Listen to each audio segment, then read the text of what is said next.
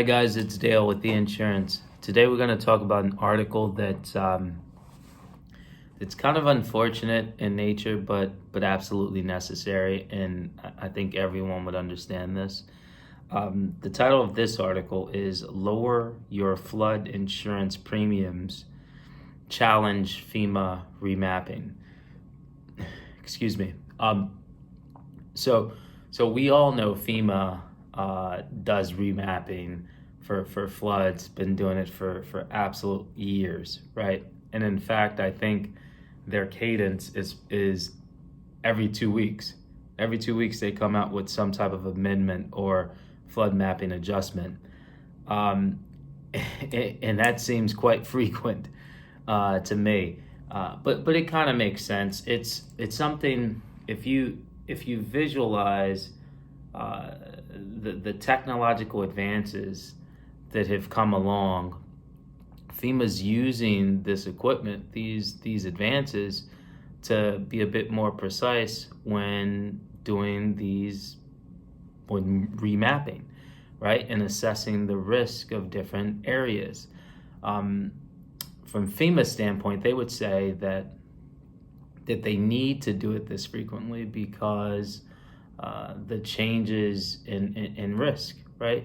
The risks are changed by natural occurrences like surface erosion, right?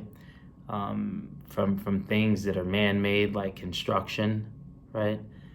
In layman's terms, that's just the idea that nature shifts every now and again, or actually in this case quite frequently, and people shift, right? So we build homes in different places, we build dams, we tear down dams.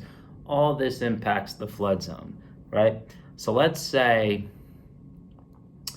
FEMA comes in, remaps your flood zone, and it negatively impacts you, right? So if you have flood insurance already, FEMA says, hey, your home is in a higher risk, right? Or you didn't have insurance, you weren't in a flood zone, and now you are, and you're required to have flood insurance. There are options, right? One option is to hire a flood consultant, see if your home qualifies for kind of special historic treatment. That way you can actually retain the original flood zone that you were designated with when your home was built.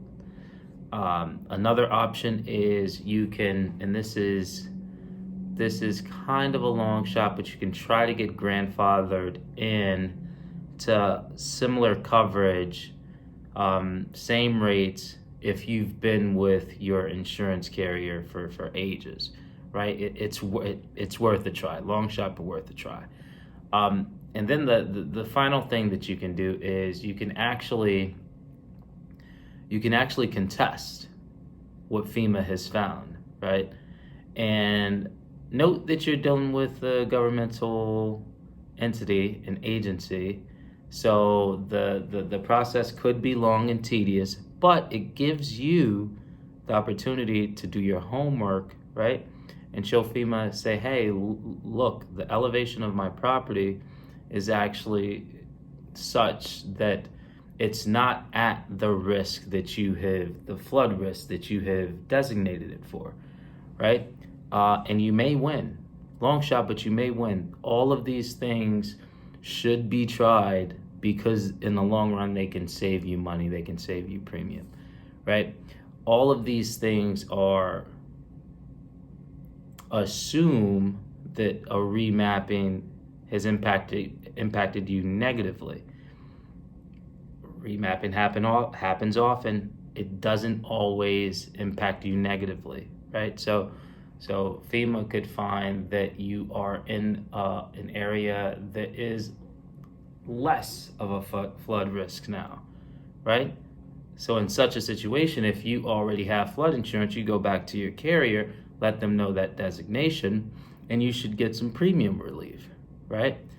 Now, under a scenario where you're no longer in the flood zone and you're no longer required to have flood insurance, of course you could save that premium, but we would suggest you keep that flood insurance. Better to be safe than sorry. Given that you were once in a flood zone doesn't mean that you're completely risk-free now that you're not in the flood zone.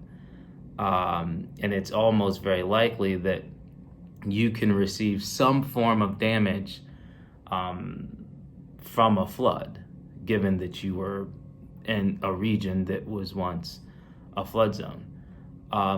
So once again, not the best news because sometimes remapping can end up being a bit heavier on your checkbook, right? It can cost you a bit more, but it's completely understandable because it's just trying to protect those regions that are at high risk of flood, right? And given the changes of the climate changes and the amount of construction and movement that we do as a people, it's completely understandable. So hopefully some of this is helpful. Thanks for stopping by, guys, and we'll chat next week.